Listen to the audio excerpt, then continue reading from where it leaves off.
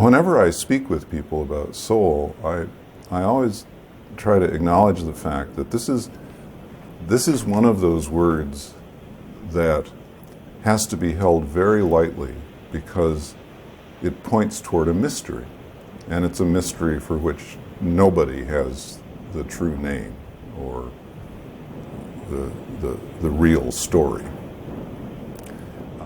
Every tradition has, I think, a different name for it. The Hasidic Jews call it the spark of the divine in every human being. Buddhists, I think, call it big self sometimes, or self with a capital S. Thomas Merton called it true self. Quakers, I'm a Quaker, and we tend to call it the inner light or the inner teacher. And I think all of these are synonyms for the same thing, and what that thing is, no one really knows. The best I can do is to say it's the being in human being. So what a person calls it doesn't matter to me, but that we call it something matters a lot.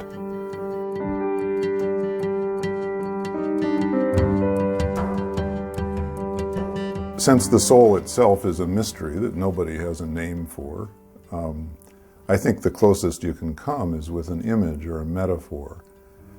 And the metaphor that I landed on some time ago, I've just found enormously helpful, which is this, that the soul, as I experience it, is very much like a wild animal. On the one hand, a wild animal has the capacity to survive in the deep, dark woods, in very difficult places where there's hardly anything to eat. A wild animal has strength and has resilience and has a kind of wiliness and a kind of knowing about survival that the human soul has, on which we depend. I think everybody who's ever been in a really tough situation would say, something inside me allowed me to keep going. Something inside me kept carrying me forward. So the soul has this strength, but at the same time, just like a wild animal, the soul is also very shy. And we know that if we want to see a wild animal, the last thing we should do is run crashing into the woods, yelling and screaming for it to come out.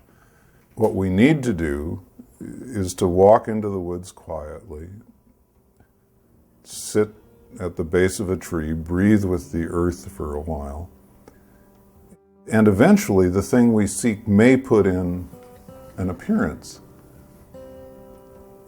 If it does, we may only catch it out of the corner of our eye. But to see something so original, so wild, so natural, so elemental, I think for most of us is never to forget it.